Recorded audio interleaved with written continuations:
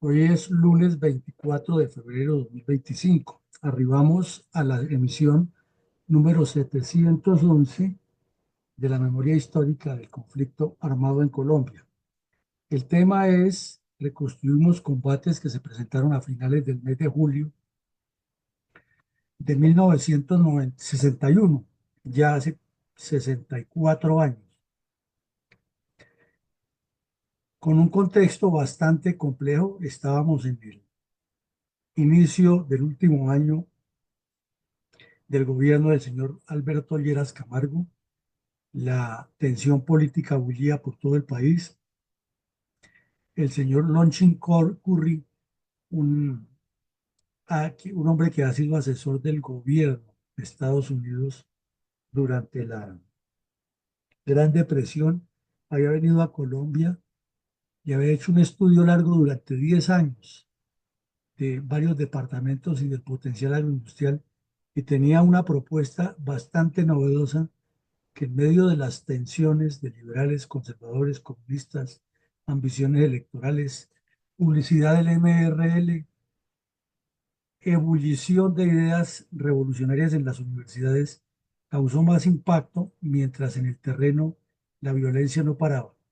Entonces trataremos de sintetizar todos estos aspectos y colocarlos en un contexto para que nuestra audiencia entienda mucho más la gravedad de estos asuntos. Adelante, mi coronel. ¿Cuál fue la posición del gobierno de Estados Unidos frente al ingreso de la dictadura cubana a terciar en los problemas sociales y políticos del hemisferio? Bueno, como lo anotábamos en el preámbulo, había un ambiente de tensión nacional e internacional. Había una cantidad de elementos que se juntaban en la violencia que estaba ocurriendo en gran parte de los países de Latinoamérica. Estaban creciendo las guerrillas comunistas, la mayoría instigadas, inspiradas y promovidas desde Cuba por la mano oscura de la Unión Soviética.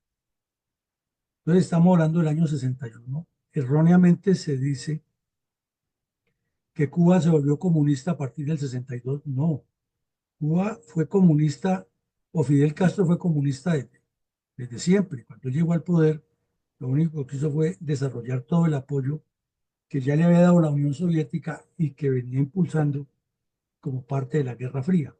Entonces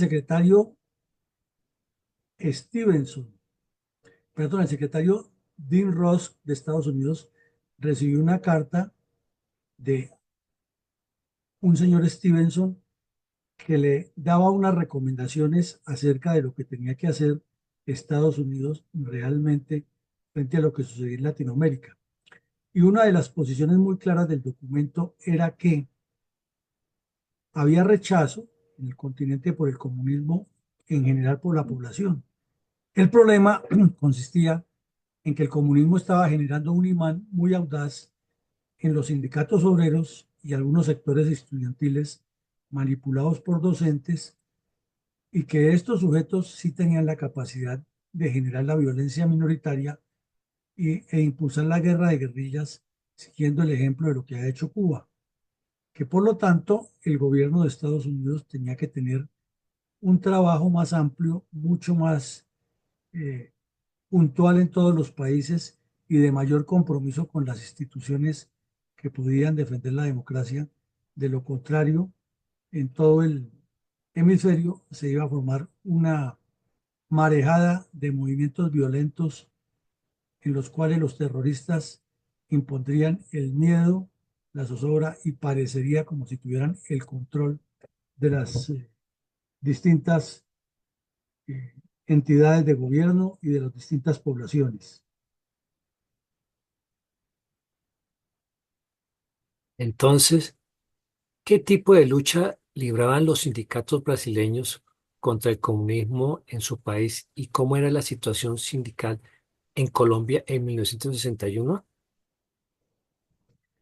Mm, Resulta que, ya lo hemos dicho aquí en Colombia también, se estaba presentando el mismo problema, que había dos líneas sindicales, la línea comunista y la línea democrática.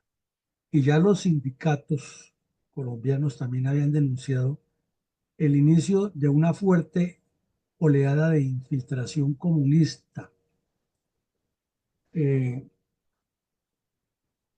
en sus interioridades y estaban impulsando la formación de ligas proterroristas y el reclutamiento de jóvenes para integrarlos a las guerrillas.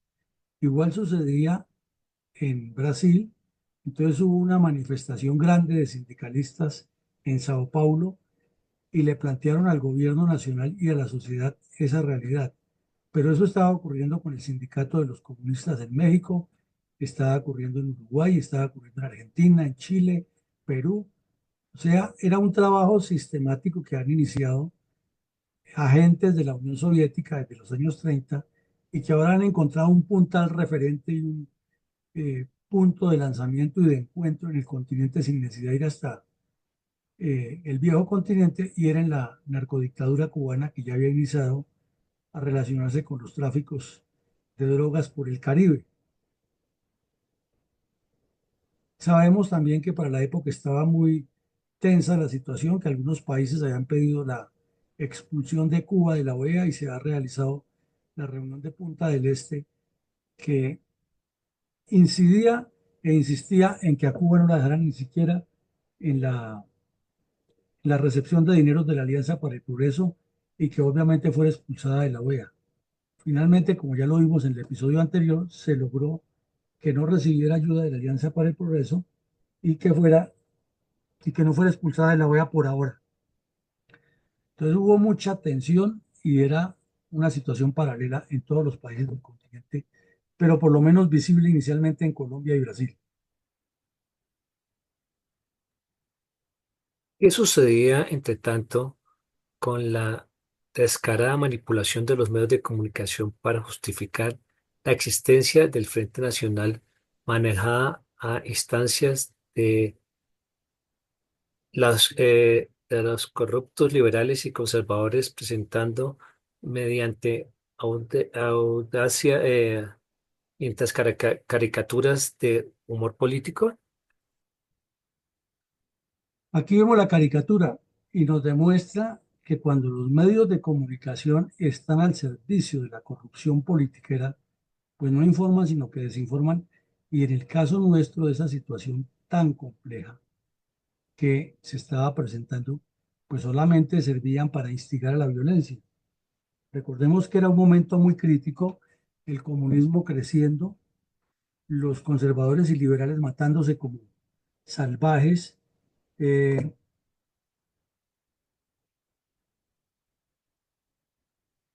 eh, había problemas gravísimos de mm, presiones políticas para ocultar, opacar e impedir que el general Rojas Pinilla fuera a aparecer en la arena política.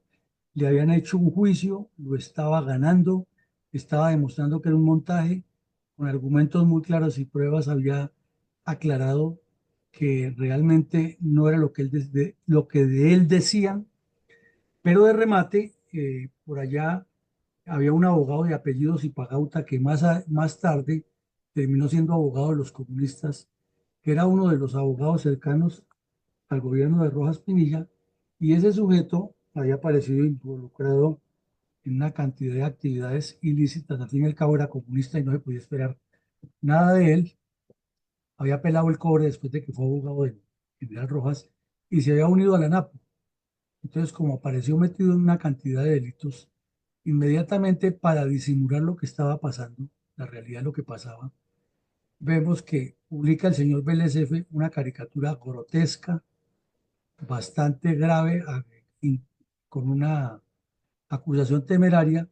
Resulta que el gobierno nacional determinó que definitivamente el único documento de identidad que debían portar los colombianos a partir de enero del 62 debería ser la cédula de ciudadanía, porque eso inclusive ha sido una de las obras de Rojas Pinilla, cedular toda la población. El problema era que en toda esa transición y esa politiquería no se ha concretado la Registraduría Nacional del Estado Civil no se había organizado completamente y era muy común que la gente anduviera con la partida de bautismo o el registro civil entre el bolsillo. Entonces, cuando a los ciudadanos los iba a identificar la fuerza pública o iban a hacer alguna gestión ante una entidad bancaria, ante una entidad oficial, llevaban en una bolsa de plástico la, el registro civil. Inclusive en los años 70 y principios de los 80 alcanzamos a conocer campesinos que en las zonas rurales, cuando uno les pedía identificación, sacaban del bolsillo una bolsa de plástico y una partida de bautismo o un registro civil muy viejo. Pero estamos hablando del 62. Entonces, de manera irrespetuosa, el señor Vélez F., siguiendo instrucciones de los dos partidos y con el fin de opacarlo, eh, sacó esa caricatura ofensiva que dice que a él, como el general Rojas Pinilla lo estaban investigando, le habían quitado la cédula mientras estaba en el proceso de investigación, porque eso también lo hacían en esa época. Quien pasaba detenido le quitaban hasta la cédula de ciudadanía. Hoy pues eso no se hace, pero en esa época lo hacían. Y entonces sacó la conclusión que sacó el mensaje que decía que el general no se identificaba con la cédula, pero que se identificaba con el cierre de periódicos, con el robo de ganado, con el tráfico de influencias y la censura de prensa. De muy mala leche, pero ese era el ambiente que había en Colombia.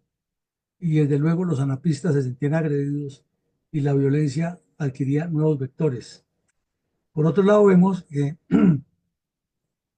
no se habían, no se había posesionado Guillermo León Valencia porque ni siquiera había sido elegido, y el señor Lleras Restrepo, que era el primer designado, o sea, el presidente inmediato, si su primo Alberto Lleras Camargo hubiera renunciado o se hubiera enfermado en esos días, hubiera sido presidente desde el 61.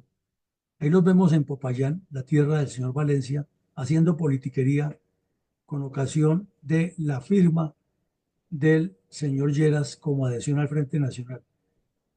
Entonces, cuando los comunistas hacen escándalo y dicen que en el Frente Nacional fue una repartija y una suciedad, es cierto, y aquí lo vemos como lo manejaban los dos partidos, desprestigiando al general Roja mediante propaganda que le llegaba a todo el mundo, porque pues era fácil reproducir con una copia fotostática esa caricatura o con la realidad de los dirigentes reunidos repartiéndose el país.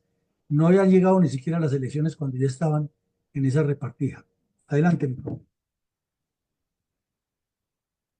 ¿Cuál eran los lineamientos básicos del Plan Currie para reestructurar la economía colombiana con base en un extenso estudio que dicho señor había realizado con la importante equipo de trabajo a lo largo y ancho del territorio nacional? Bueno, de esto habría muchísimo, muchísimo por hablar, eh, y muchísimo para debatir, para analizar, pero ¿qué ocurrió? Que al finalizar su trabajo, el señor Curry, después de 10 años, financiado por unas ONG de Estados Unidos y Canadá,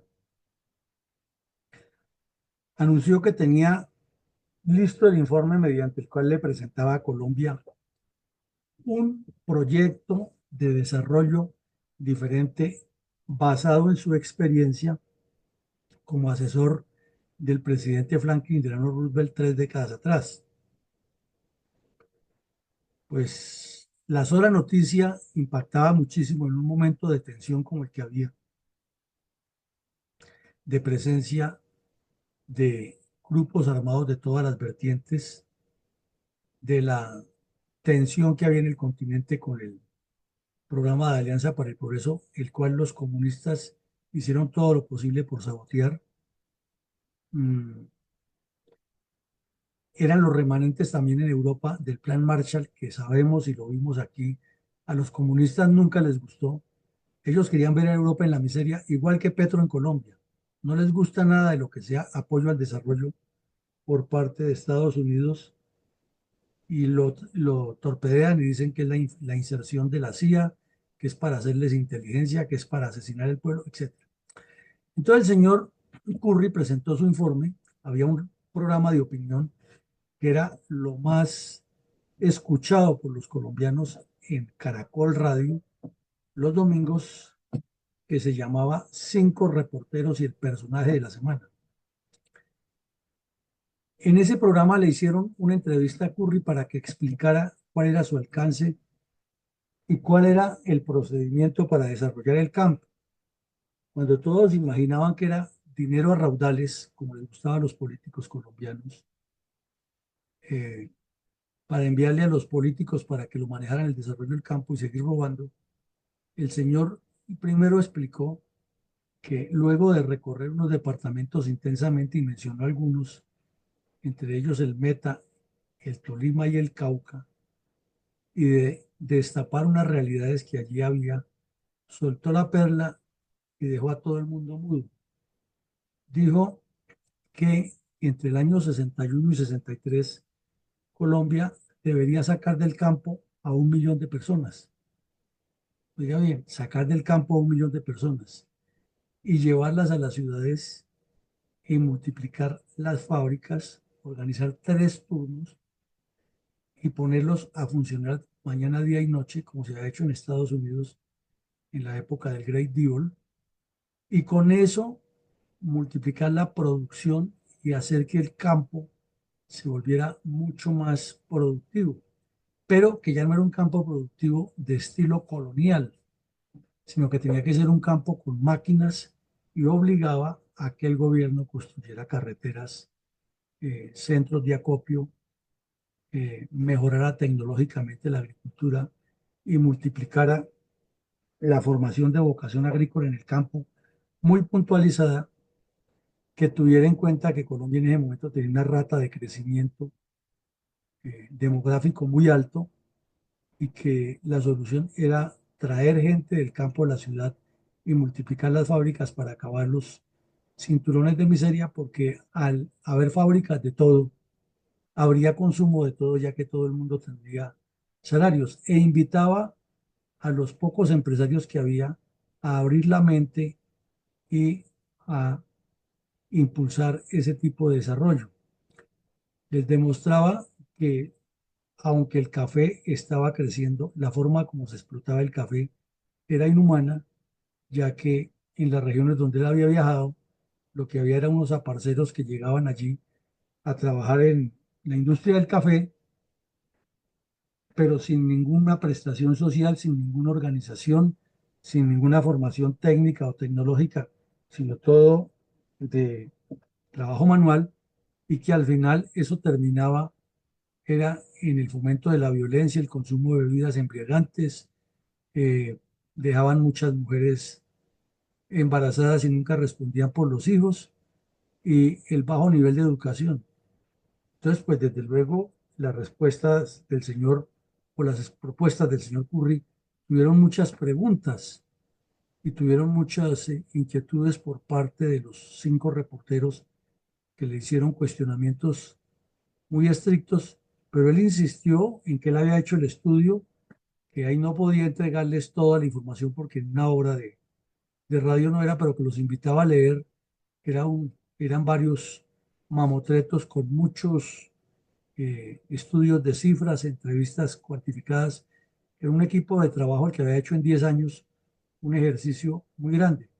Que lo que pasaba era que eso no le iba a gustar a los terratenientes, porque había zonas donde había más preocupación por la salud de una vaca que por la salud de las personas que explotaban para trabajar en eso, y que eso mismo ocurría en la industria algodonera, cafetera, etcétera. Eh, no mencionó para nada el sector minero, se enfocó exclusivamente en el agrícola, tampoco mencionó el sector piscícola muy a fondo en la entrevista, pero en el plan sí había muchas cosas relacionadas con el sector piscícola que valdría la pena retomar algunos elementos de ese plan y revisarlos, que al final no fue aprobado, pero sí causó bastante impacto. Adelante. Mi coronel, a pesar del profundo y demorado estudio y largo estudio del señor Curry, ¿qué dudas suscitó dentro de la sociedad sus propuestas? Pues el editorial del Tiempo fue muy claro en lo que dijo en ese momento.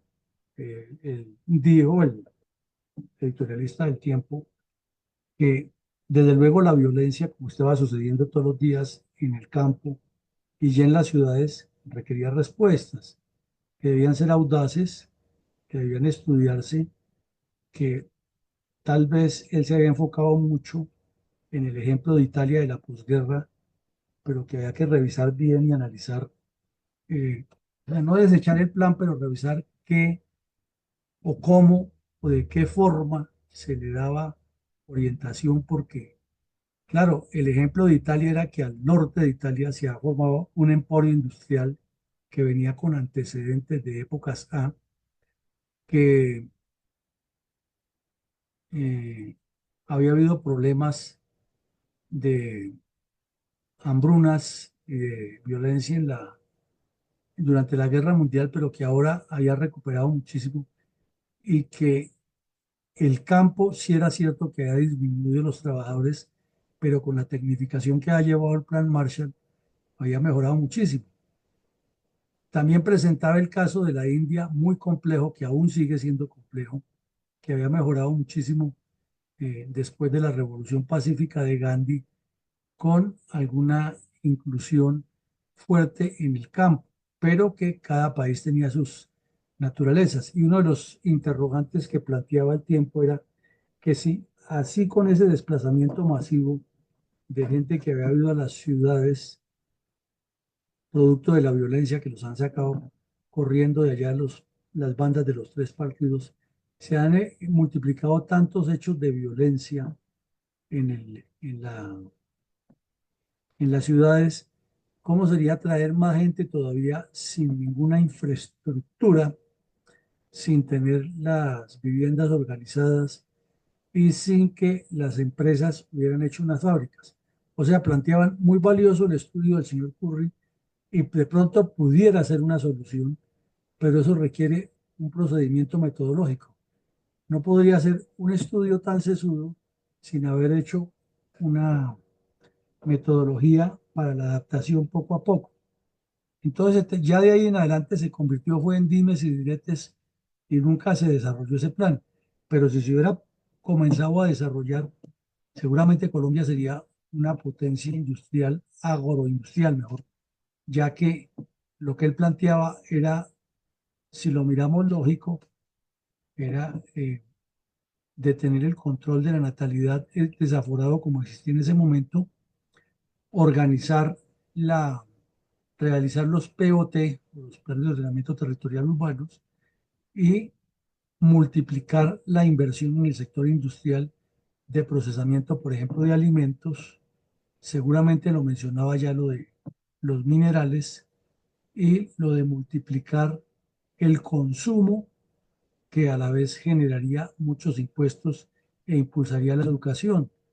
Pero pues una cosa era decirlo así y otra cosa llevarlo a cabo en un país incendiado por la violencia y como vemos con los dirigentes políticos más preocupados por atacarse entre ellos y atacar con actitudes descalificadoras a quien los pudiera contrarrestar. Nada diferente a lo de hoy en día. Mi coronel, como los medios de comunicación juegan un importante papel en toda esta problemática, ¿cómo informaron sobre los sangrientos combates en el Tolima entre tropas del ejército y bandoleros tripartidistas, al mismo tiempo que el violento comunismo, impulsado por Cuba, China y la Unión Soviética, avanzaba por todo el continente latinoamericano? Vemos que en medio de todos esos enredos que arman los políticos, que en lugar de entrar a estudiar a fondo las propuestas del señor Curry, los dos partidos andaban en otra cosa, ¿no?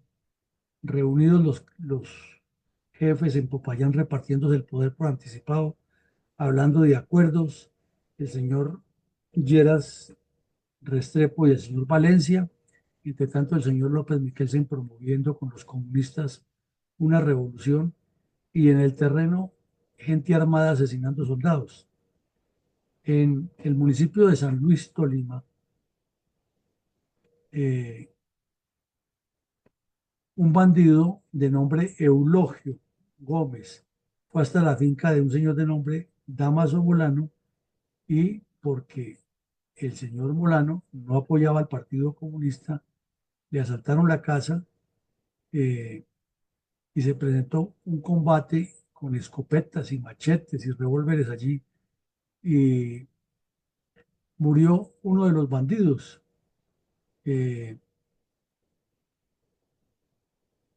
las tropas o los soldados lograron capturar a algunos de los asaltantes y entre ellos había una señora, una mujer, que había participado y había estado inmersa en ese ataque.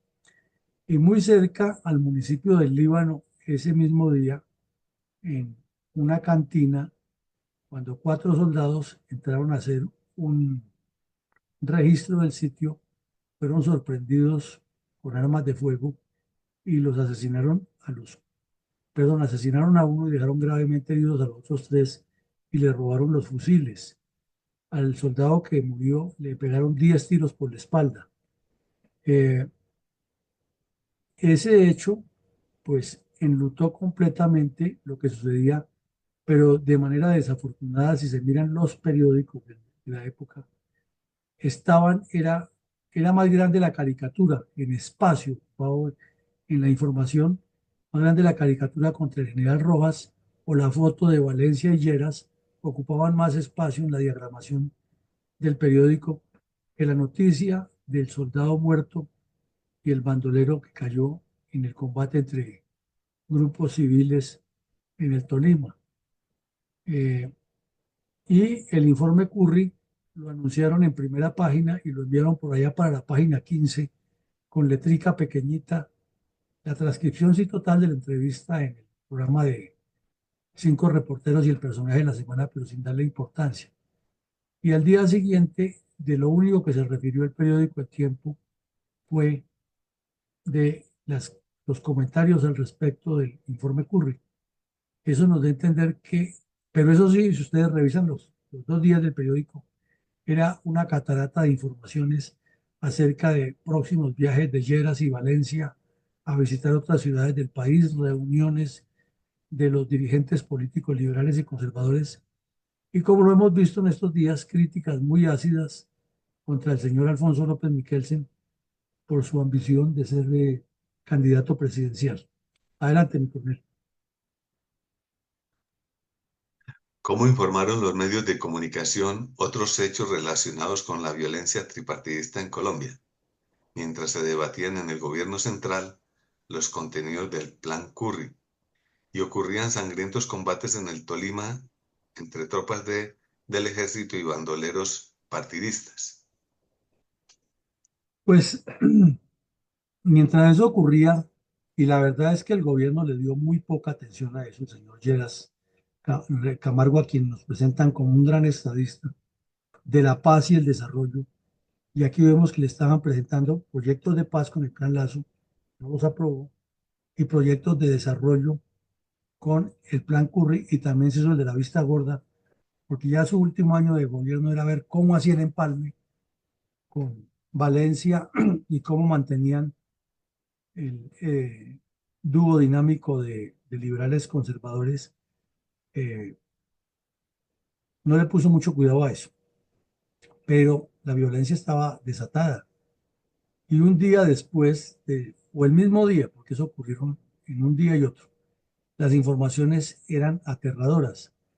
En el departamento de Caldas hubo 4 muertes violentas relacionadas todas con esta violencia tripartidista. Entre esos hechos, en el Cairo, en Valle, en Génova y Montenegro, en el Quindío, fueron asesinadas varias personas. Y en el municipio de Quinchía fueron capturados varios bandoleros que tenían orden de captura por haber participado en acciones criminales. En el Valle, en el municipio de Ulloa, una cuadrilla dirigida por alias El Mosco, de quien ya hemos hablado aquí, que era otro de los bandidos liberales del MRL con más prontuario, llegó a la madrugada al municipio de Ulloa al matadero municipal. En esa época era costumbre que en los lugares donde sacrificaban reses en todo el país, a la madrugada, eso comenzaban a sacrificar a la medianoche para que a las 5 de la mañana ya todas las carnicerías o famas, como llamaban, en los pueblos tuvieran la carne fresca. Ya llegaban los compradores, las personas a comprar, o los restaurantes o sitios de ventas de comida. Y el municipio de Ulloa era de tendencia conservadora. Y hasta allá llegaron los bandidos liberales del MRL a exigirles la cuota por cada animal sacrificado. Y como allí llegaba mucha gente con ollas, cuando degollaban el ganado, la gente pasaba la olla y el degollador la ponía y le recogía la sangre. Y esa era la proteína de muchas familias pobres, porque la llevaban en una especie de trabajo artesanal, la cortaban con un cuchillo y al secarse, eso formaba unos pémpanos que llamaban los claros. Y mucha gente pobre se alimentaba era con eso porque no tenía recursos y madrugaba en gran cantidad, 2, 3, 4 de la mañana, estaban haciendo fila en el matadero municipal para recoger la sangre. Ahí llegaron los bandidos y comenzaron a disparar contra todos los que estaban allí y hubo 2 muertos y un herido y muchas personas con contusiones. Pues el herido con arma de fuego, ¿no? Los otros fueron heridos por el impacto, el estampido. Entonces la violencia seguía. En Vélez, Santander, un señor salió con camisa roja, perdón, en Bolívar, Santander. La noticia llegó desde Vélez. Un señor salió con camisa roja al centro del pueblo y lo asesinaron porque la mayoría del pueblo era conservador. Y en Cácota, norte de Santander, hubo también disturbios violentos en una manifestación del MRL a favor del señor López y se enfrentaron con los conservadores y se agarraron a garrotazos, a machetazos, con hachas. Es increíble el salvajismo que había, pero como vemos, gran responsabilidad estaba en los medios de comunicación que con la forma como publicaban las noticias o impulsaban la crítica política, estaban motivando ese tipo de acciones.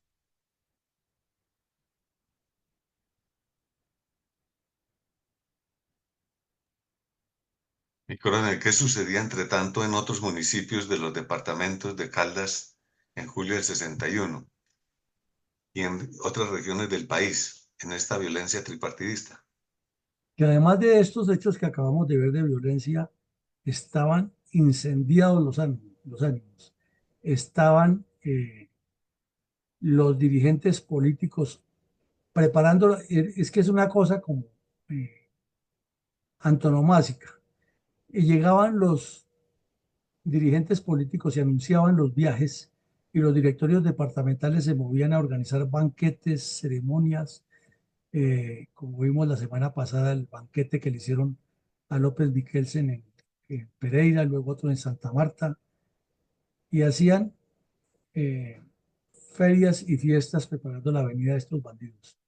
Y cuando llegaban y los atendían y los ponían por el cielo, eh, se iban y hablaban de paz, daban declaraciones funambulescas, se tomaban la foto.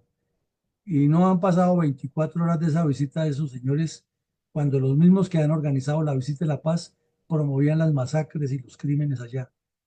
Entonces era una doble moral que promovía mayor violencia y que fue la que generó el famoso regaño que les pegó el general Alberto Ruiz Novoa en el Congreso de la República, cuando con un trapo azul en la mano derecha y un trapo mm, rojo en la mano izquierda, les dijo de frente, estos 2 trapos son los responsables de que si colocáramos los muertos que han causado, ustedes como dirigentes, podríamos pavimentar la carretera entre Bogotá y Tunja.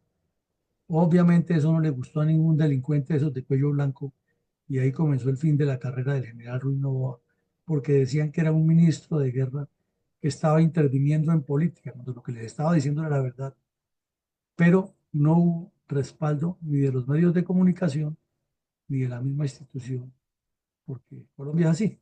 Adelante, mi coronel. Y Coronel González, para entonces, ¿cuál fue la importancia de la donación de 3 helicópteros Karman del gobierno de Estados Unidos a la Fuerza Aérea Colombiana y cuáles son las significativas características de este tipo de aeronave? Mi coronel, debido a la tenebrosa situación de violencia en Colombia que acá se acaba de describir, los Estados Unidos decidieron que debían colaborar para que no se perdiera toda la nación. Entonces se pensó en el mejoramiento de la capacidad operativa de la Fuerza Aérea Colombiana por medio de equipo helicoportado y determinaron eh, hacer una donación de 3 aeronaves consistentes en helicópteros de modelo militar de la fábrica Kama de los Estados Unidos, que eran usados ya desde la década de 1950, porque disponían de motores turboeje, es decir, ya no eran con motores de pistón, sino más potentes de turbina, que mejoraba el rendimiento en la alta montaña, como es el terreno colombiano. Estos tenían una capacidad de transportar 10 personas o 4 camillas a nivel del mar. Se dice esto a nivel del mar porque con la altura se reduce la capacidad de las aeronaves y especialmente los helicópteros. Su velocidad máxima era de 190 kilómetros por hora y una capacidad de altura máxima en servicio de 7.000 metros, con un alcance de navegación de 800 kilómetros, que depende de la capacidad de abastecimiento de combustible que puede llevar la aeronave. Estas aeronaves se habían desempeñado bien en la guerra de Vietnam y en un acuerdo militar, el gobierno norteamericano donó 3 aeronaves con el compromiso de que Colombia adquiriera otros 3 por su cuenta para formar un escuadrón de 6. En ese momento eran las mejores aeronaves tácticas y se decidió el empleo de estos helicópteros por las dificultades que existían para llegar rápido a lugares alejados con desfavorables condiciones climáticas, porque estamos en el trópico, en la zona ecuatorial.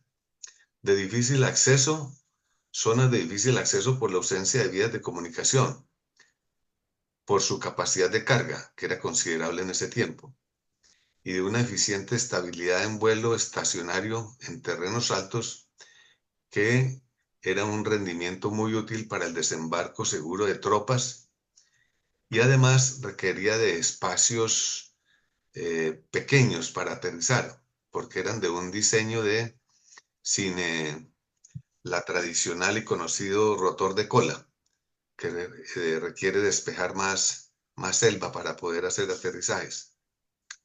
Estas características técnicas se logró porque empleaban 2 rotores de giro contrario, o sea, contrarrotatorios, se acostumbra decir.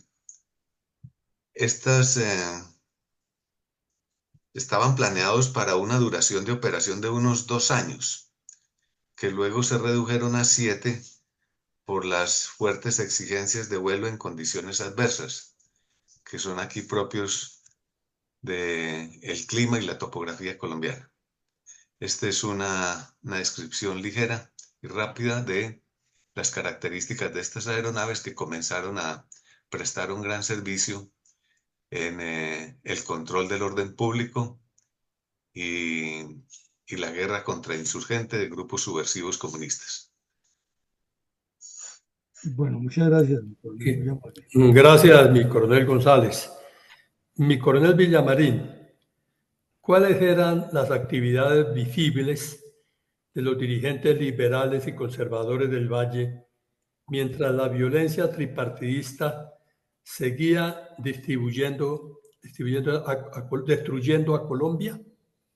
Pues mi coronel, tanto en el Valle del Cauca, como vimos, y en Cauca, con la visita del señor, ¿no?, de los señores López y, perdón, Lleras y Valencia, en el resto del país andaban en las mismas. Miren ustedes, en Bogotá reunida una cantidad de gente del Partido Liberal pidiendo al Congreso de la República la aprobación de un estatuto para el Distrito Capital, haciendo politiquería el alcalde, que era de apellido Ginás, en el blanco de las críticas, y un montón de gente manipulada allí, haciendo el escándalo y siempre pidiendo que todo lo que hiciera el partido fuera dirigido por el señor Gerard Restrepo. Entonces era designado a la presidencia.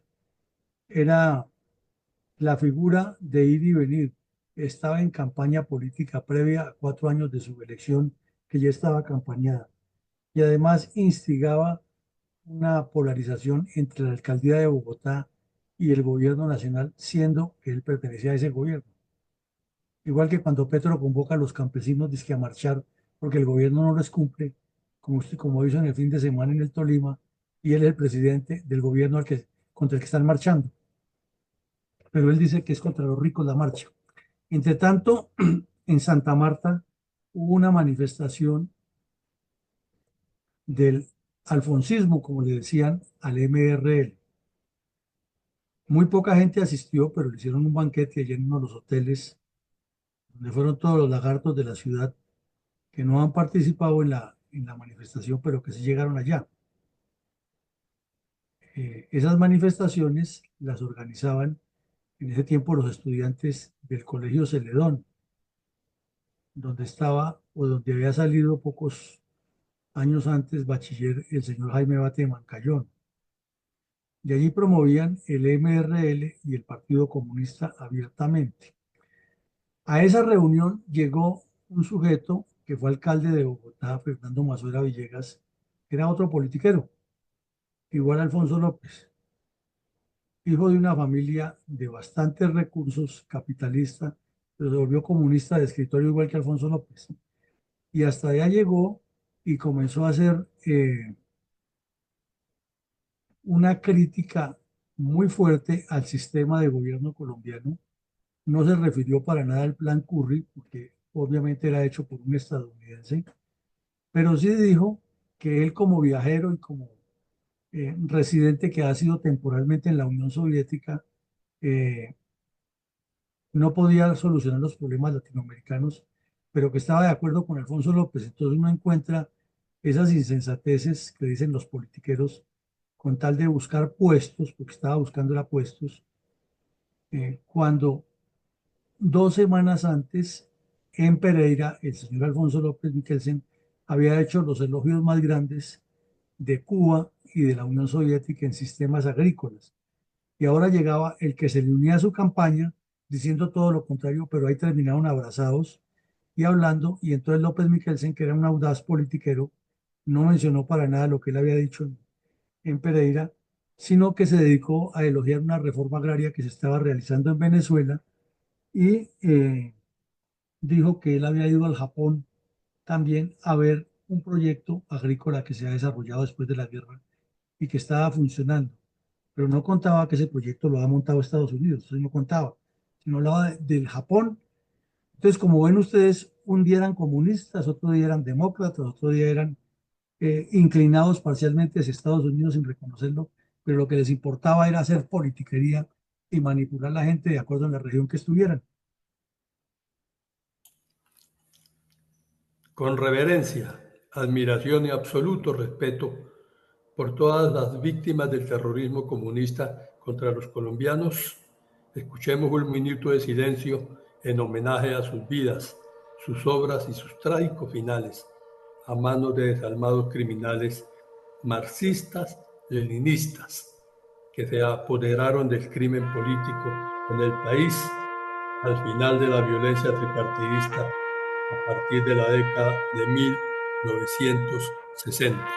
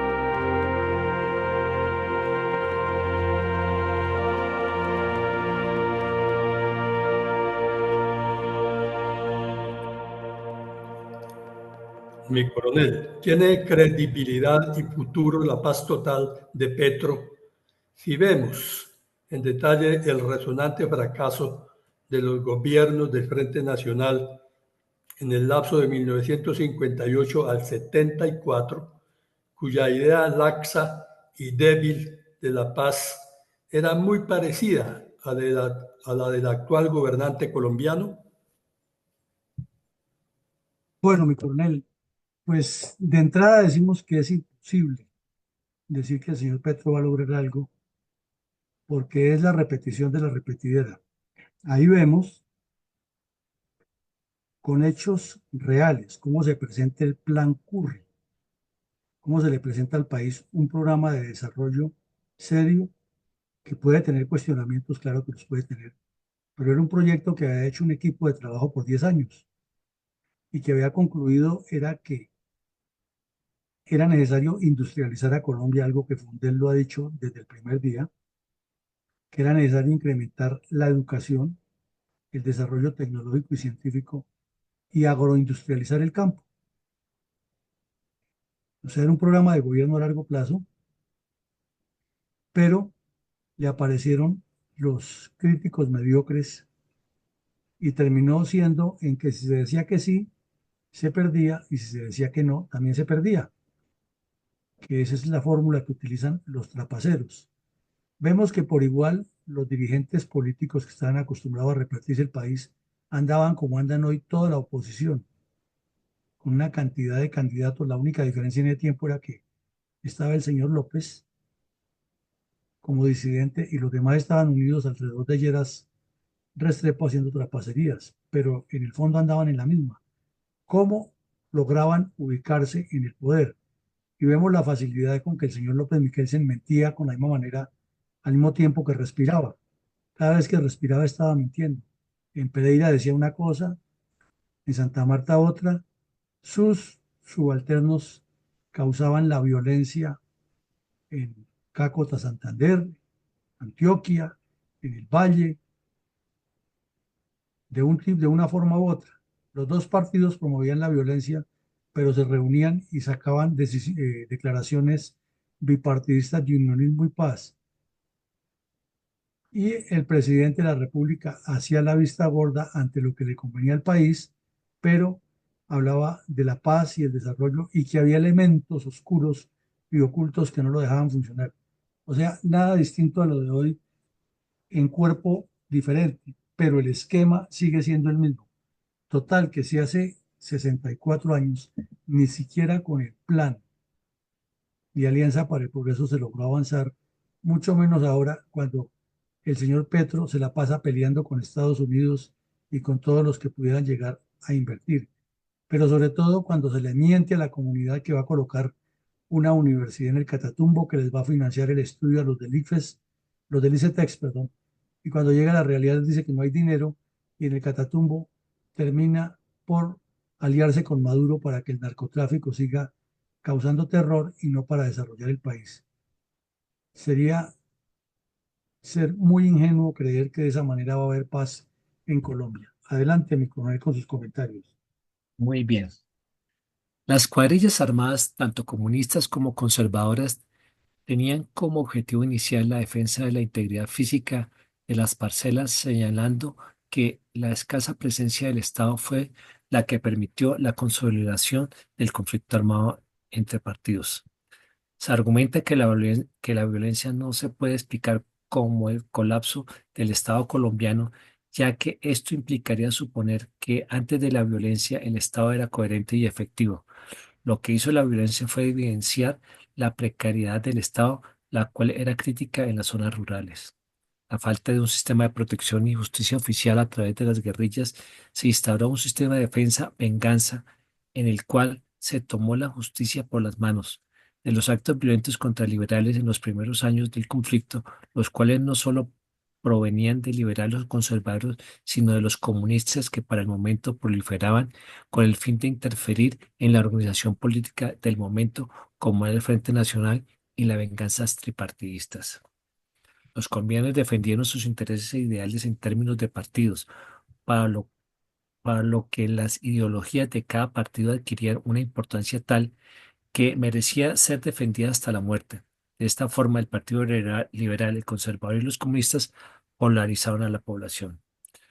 Los municipios escasamente poblados, alejados de la capital, con ausencia total de carreteras y con una mayoría liberal conservadora, fueron territorios en los cuales los violentos encontraron condiciones propicias en los que la violencia tuvo una mayor intensidad y duración. De la misma forma, dice que las diferencias culturales y la gran distancia física al centro político del país, el aislamiento geográfico y cultural no fueron un requisito para el florecimiento de la guerrilla. Desde 1958 hasta 1965, más de 100 de grupos de bandoleros de diferentes filiaciones políticas operaban principalmente en la región cafeteras y que en las primeras etapas del conflicto habían sido respaldadas por los principales dirigentes de los partidos liberales, conservadores y comunistas, así como también por asentados y gamonales. Cuando los partidos llegaron a un acuerdo en 1958, reflejado en el Frente Nacional, y cuando las exigencias económicas de los bandoleros se volvieron más grandes, estos grupos bandoleros perdieron su apoyo y su legitimidad. Se explica que los grupos que continuaron activos encontraron apoyo en poderes locales y por fracciones políticas que se apoyaban a la nueva organización después de la caída de Rojas Pinilla. La violencia del Tolima de mitad de siglo no se puede explicar como el resultado espontáneo de la diferencia entre partidos, sino que fue premeditada y usada por algunos sectores oficiales o líderes locales para defender sus intereses, los cuales no tenían nada que ver con posiciones ideológicas o políticas. La violencia no se ubicó de una manera uniforme entre los territorios nacionales y que el conflicto de un municipio no dependía únicamente de las características de este, sino también de las características de los municipios vecinos.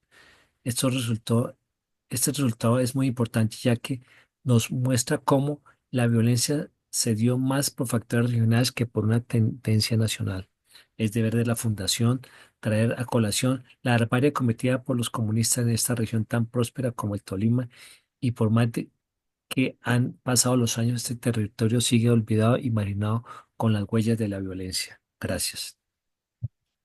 Exactamente, tomo la última parte. El Tolima, del que hablamos hoy, donde fueron, fue asesinado un soldado y herido otros tres y les robaron las armas el mismo día que se presentaba el informe de Curry, y que otra pandilla de bandidos encabezada por Piro Fijo intentó asesinar a una persona en una finca y recibió su merecido de parte de los que lo estaban esperando, demuestra que han pasado 64 años de esos hechos y no ha evolucionado absolutamente nada. Ahí vemos a la gobernadora del Tolima todos los días cantándole la tabla al presidente, que le ponga orden a eso.